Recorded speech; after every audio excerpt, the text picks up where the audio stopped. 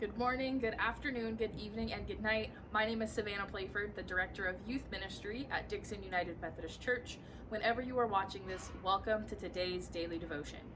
Have you been outside recently? The sky looks gruesome, awful. It's kind of scary, right? Of course, the sky looks this way because of all the fires. The air quality is bad, the fires are bad. Everything around us seems to be falling apart.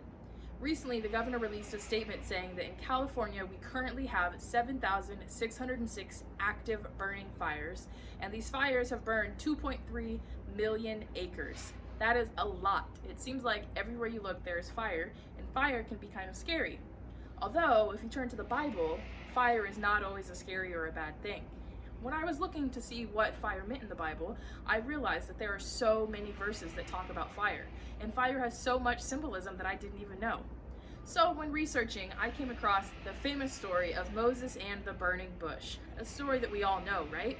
Well, in case you don't remember it, flip to Exodus chapter 3 and we'll get into it today. So in Exodus chapter 3, it talks about Moses and the burning bush.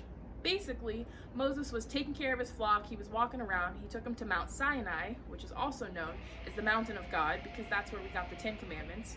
Different story for a different day. But while Moses was there with his flock, he did see a burning bush. Like most of us, Moses got closer. He was intrigued. And as he got closer, the bush said to him, "Moses, Moses, take off your sandals. You are on holy ground."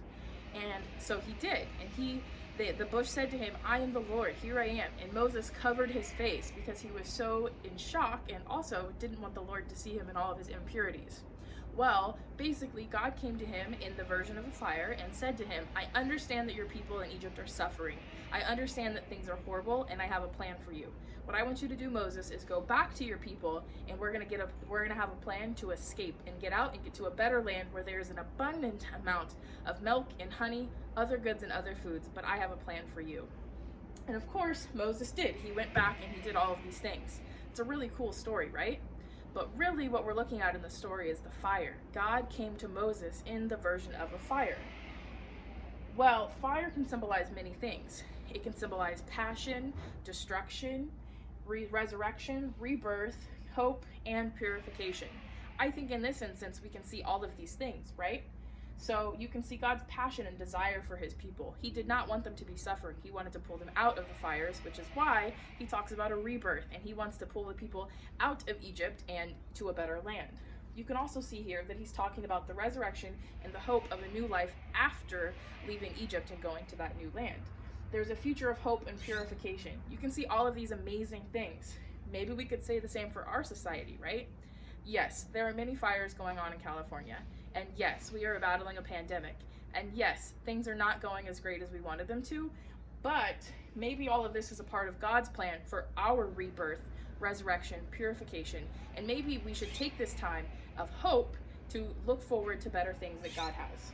So I encourage you to take some time, look out your window, notice how awful the skies are and the smoke in the air. Notice these things. Also reach out to those who you know who may have been affected by these fires. Because fire does not have to be a scary thing. God has a plan, he always does, and he always will be here for us. Fire is not scary, but instead, fire can symbolize a plan of rebirth, resurrection, purification, and hope. So maybe we should start looking out for the burning bushes all around us and see what God has in store for all of us. Thanks so much.